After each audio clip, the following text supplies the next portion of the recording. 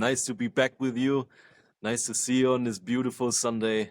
This time with a quote from our beloved teacher, Anthony de Mello. It goes like this. If you have 1,000 attachments and satisfy 999 of them, you'll just fixate on the ones you lack. Non-attachment is that you own nothing. Isn't that you own nothing. Non-attachment isn't that you own nothing, it's that nothing owns you.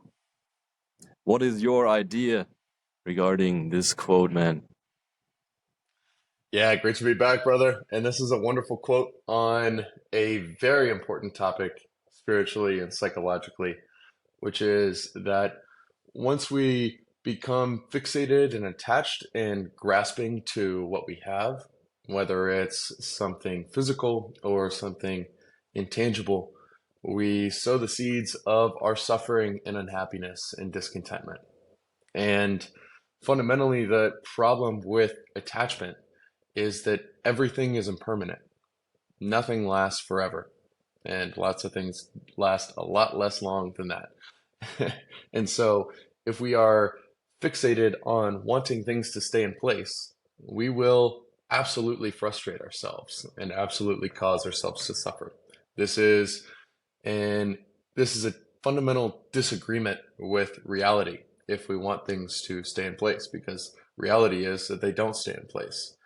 Moth and rust destroy, things fade, people, old age, sickness, and death awaits us all.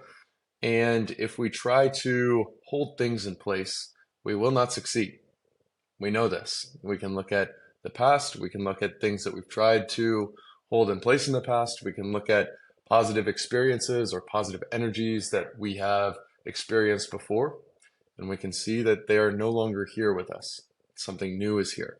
This new condition of our senses, this new location, this new state of our mind, this new set of thoughts that is within our brain is now here, and these also will not last. And when we have attachment, we try to control. We want to grasp and cling and assert our will over the way things are. But reality fundamentally is impervious to these wishes for things to stay the way that they are. We may naturally want them, we may naturally enjoy this pleasurable thing and wish that it will remain here forever, but no matter what, it will pass. The nature of something arising absolutely mandates that it will pass away. The very cause of death is birth. And just like that, all things that arise have in their very nature a destiny to no longer exist at some point in the future. And this applies to all things in life. And this applies to our possessions, physical. This applies to our friendships and relationships. This applies to the ideas that are in our heads or prevalent at the time. This applies to our life itself and our existence. This applies to our energy. This applies to everything. And a lot of times in our life, we are okay at navigating attachment in certain realms, or maybe at certain times with certain things. Maybe we can get to a place where we're not all that in love with our attachments and we can let things come and go, or we're not obsessed with money and we can let it come and go. But maybe for me, for example, I get really attached to my energy. I get really attached to feeling good. I get really attached to having a peaceful mind or a happy state of energy and a feeling of love or positivity within my brain. But if I become attached to this, just like with anything else, I will frustrate myself because positive states of mind will come and go. Feelings of joy will come and go. Feelings of peace will come and go. This is the nature of everything, and nothing is impervious to this. Only the condition of existence itself, only the fact of consciousness and awareness and this light by which everything illuminates and is made manifest is constant. All else comes and goes, and the light that is constant cannot be grasped, cannot be put in a bottle, cannot be captured. Instead, it is something that will ceaselessly illuminate an ever changing, ever shifting, ever transforming and shape shifting reality and set of conditions and set of appearances. And what we can realize over time, and if we want to find peace, what we must realize is that they will continue to shift. Nothing will stay in place, and we must learn to somehow ride this wave. It is not a fixed sheet of ice that we stand upon, rather, it is an ever changing and tumultuous surface of the ocean, a wave and set of waves that will always keep moving and never stay in place. And what we are trying to do then is not to hold a posture through our whole lives, is not to stay rigid and solid and solidified in one spot, in one form, in one energy, in one condition of any sort. Rather, we're trying to learn to dance. We're trying to learn to ride the waves.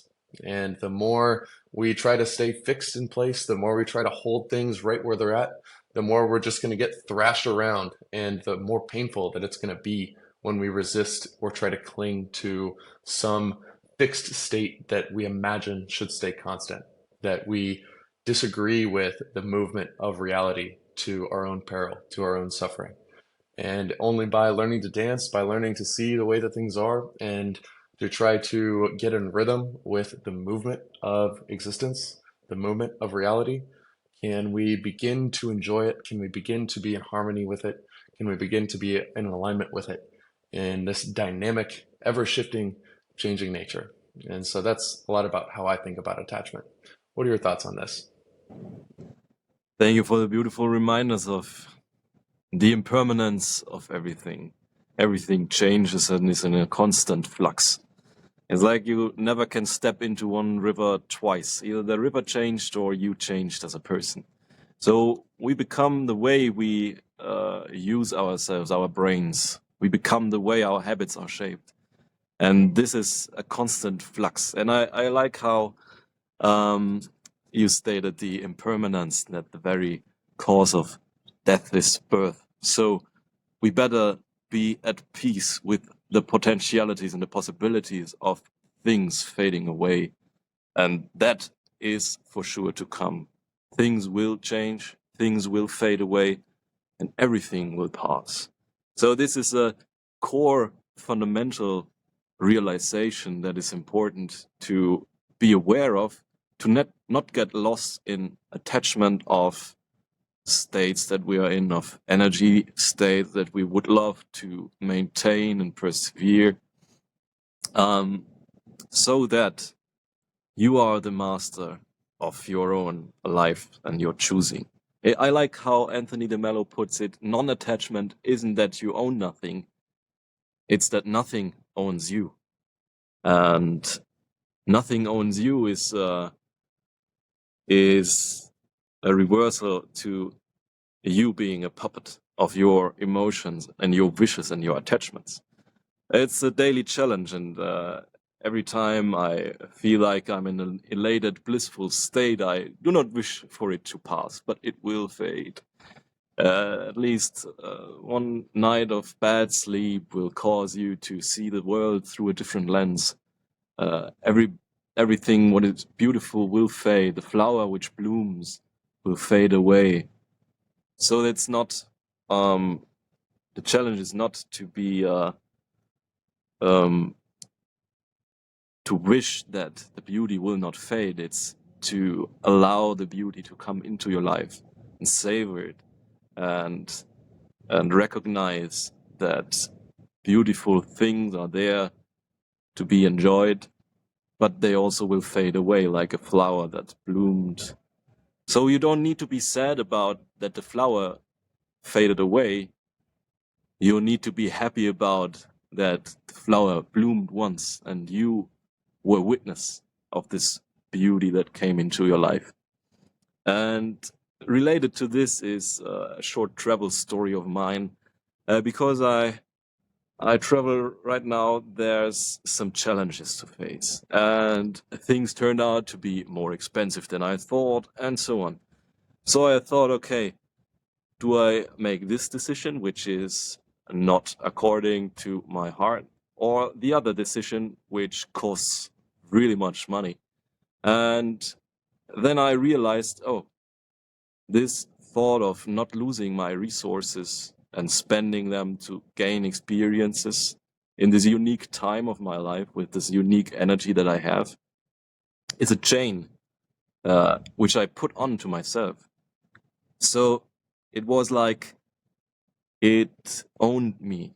The thought of not losing resources and trying to keep them owned me, so that I tried to wiggle around and was anxious and so on. But then I flipped it, and also with a helpful thought of yours, which was, don't underestimate what you can do with your energy. It's your time that is limited. It's your time that is limited. Be aware of your energy and really make sure that you make the most out of the situations you are in. Thanks for that, bro. So, it's good to be a steward of your resources and talents. It's good to not waste stuff, but it's good to use the opportunities that you have within your limited time frame which you are alive, because these times will fade. But resources, you can be like a energy generation plant. You can generate them anew, and use systems, use your time to generate anew. You have more options to not do the things which call you than to do them. So take the opportunity when you have it to do the things that call you, and don't be attached to let go of other things that will fade away like everything does, because it's impermanent. Wonderful thoughts. I'm consistently reminded by my own mistakes how the way that we receive the good things in our life often determines the way that we get thrashed around when the good things fade or the good things don't go our way. And some examples of this can be how we receive positive feedback or positive events in our life, or gifts or blessings, even physical material possessions. It's possible to have something happen to you that makes you look good in a way that you really want to look good, or you're given an experience or an item that you really like. And maybe even it is aligned with your values to want and like this thing or this experience or this event. And you can receive this thing in a few different ways. One possible way is to receive it as a gift, to see in the moment of receiving it that, I have received this temporary blessing. It is here while it is here. It will be gone one day. I'm grateful to have this experience or to share in this energy or to have received this encouraging signal. Or it is possible to receive it and plug it right into a story about ourselves, to plug it right into a self narrative, to our ego, to our identity, to this posture of turning our attention back to look at ourselves from the third person and imagine what this says about who Peyton is, or how Peyton seems, or what this means about my story or my narrative about myself, in a posture where I really lap this up and I really cling on to this and grasp this and want to hold it really tight because it feels really good. It's very validating. It triggers my dopamine very heavily. And in the moment of receiving this pleasure, if we take it and we indulge this dopamine spike within our brain, we grasp onto it, we cling onto it, we want to wrap around it and hold it really tight and retell ourselves a story, replay this event in our memory over and over and over, trying constantly to tell ourselves in our mind what this says about who we are or about our identity or about how great we are or how we compare to other people because of this thing. If we receive our events, if we receive our blessings like this, then they actually are a latent poison that will cause us suffering and misery when things inevitably change. If I'm receiving this compliment that somebody gives me about how I seem, or some encouragement about something that I did or something that I am, and I take this and I think about how great I am and how I must seem to others and what this means about some adjective around Peyton or whatever, then as soon as I get some contraindication or something going against this validation, or even as soon as I'm not recognized for this same thing when I feel like I should, then I'm going to suffer. And I'm going to suffer because I have received the blessings in the wrong way. I have received these blessings with clinging and with attachment and with greed or with lust or with pride. And this will sow the seeds of our destruction because things inevitably change. We'll get these good, positive validations. We can receive them in a healthy way. We can receive them with gratitude, or we can receive them in a way that causes us to become more and more rigid, more and more lustful for more of the same. When we become addicted to these forms of validation or to these items that bring us happy, that bring us pleasure, or attached to things going our way or looking a certain way or appearing a certain way to ourselves and others. And this posture of receiving the good, when the good is coming in, we will feel this dopamine spike, this pleasure from it, if we receive it in a way that ultimately will poison us. And the downside, the pain and the suffering that we cause ourselves on a delay is going to be an order of magnitude greater than the pleasure we experience in the present. But if we don't have wisdom, we are going to grasp onto this little momentary pleasure and constantly set ourselves up for pain and suffering and division and disconnectedness and loneliness and sin, ultimately, to miss the mark, to separate ourselves from our true nature down the line because things inevitably will change. And it is in the moment of receiving these pleasures, oftentimes, that we set ourselves up like a ticking time bomb to go off later down the line and cause ourselves to fall and to cause ourselves to get knocked off our horse and eat shit. And this happens all the time. And if we pay attention to the patterns of our life, when we pay attention to those moments when we feel maximally isolated, disconnected, unhappy, telling these stories about ourselves in our head where we're judging ourselves, where we're making ourselves miserable, where we just want this painful voice to shut the fuck up, we oftentimes can see that the seeds of these thorns were planted by ourselves in a moment of pleasure that preceded this event, whether by a little bit or by a long period of time. It is normally these temptations that we fall into in seeking pleasure, in seeking validation, in seeking the feeling of dopamine in our brains and the delicious taste of ego in the moment, that we sow the seeds of our destruction, that we sow the seeds of our separation and unhappiness. And so these are the moments that are pivotal, not in the moments that we suffer. By then, it's too late. We've kind of sown these seeds, and we can come back and see this as an opportunity to learn and to experience this pain and to come back from it and to be more aware in the next moment of temptation that arises. But it is really upstream when we're tempted by pleasure, oftentimes, that we stray off our course in a way that hurts quite a bit down the line, much in excess of the pleasure that we experience when we're making the mistakes.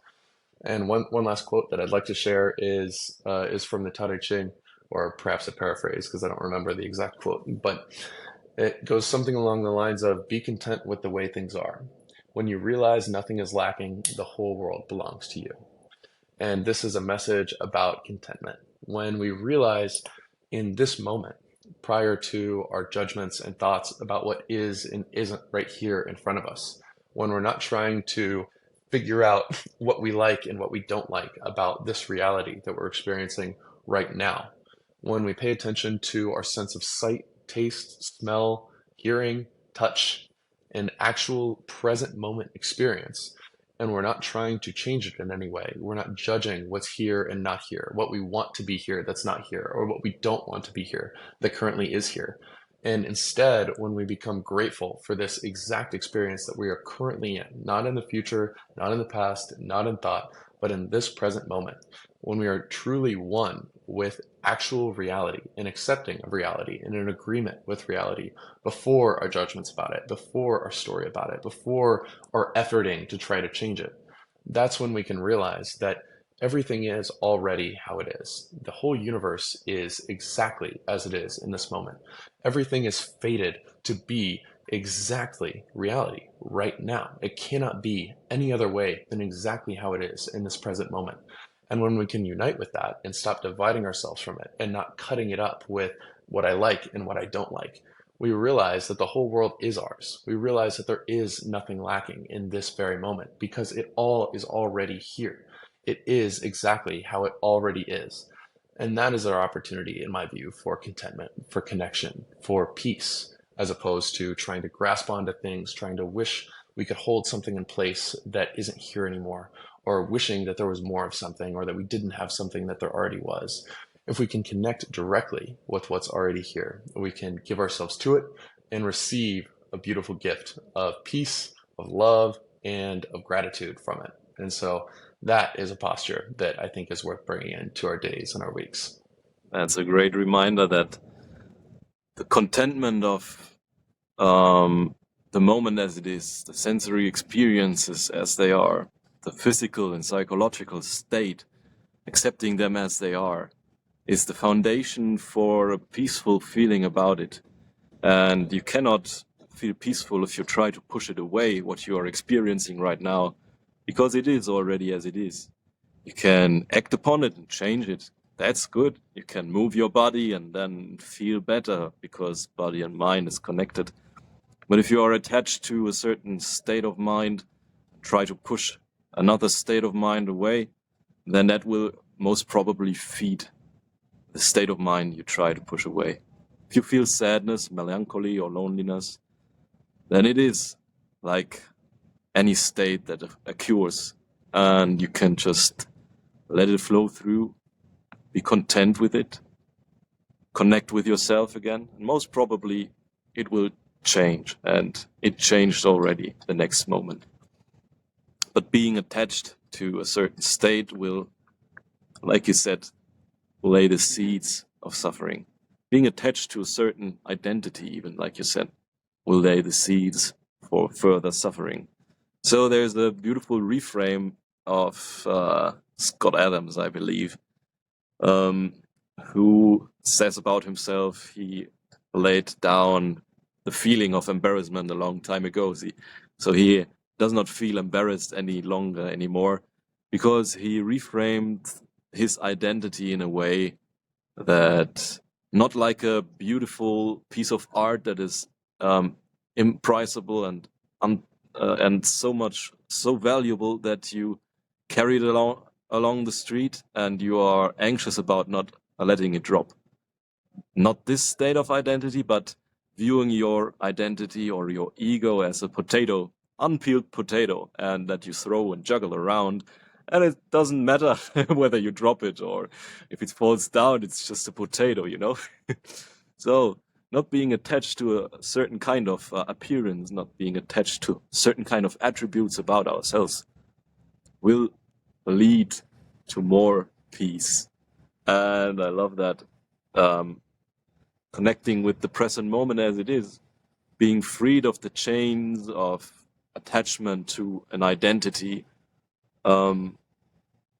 lets you feel that nothing is lacking. Like you told, is written in the Tao Te Ching. Where nothing is lacking, and the whole world belongs to you. And that is a great reminder, actually. Nothing's lacking. And also the Dalai Lama once got asked whether he ever feels lonely, and instantly answered, no way, because if you cultivate the feeling of kindness, of kind-heartedness towards others and yourself, towards life, towards anything that comes into your experience, if you cultivate this loving kindness, then you will never feel lonely, because it's like a light that shines in the dark. It does not need much light to bring light into the darkness. So I want to encourage everybody who is listening to cultivate some kind of kindness towards yourself, and don't take yourself too seriously, and be content with how things are, because everything will fade away, everything will pass, even this state, even our conversation will have an end.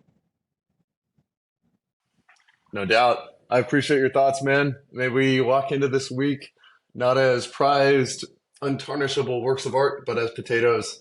Beautiful reminder and a great Oh image. yeah. I appreciate your thoughts, and I'm really hoping to remember this more and more and more, and become more aware of my temptations to grasp and cling in certain dimensions of my life where it tends to trick me over and over and over. So, Well, thanks so thank much. you, man.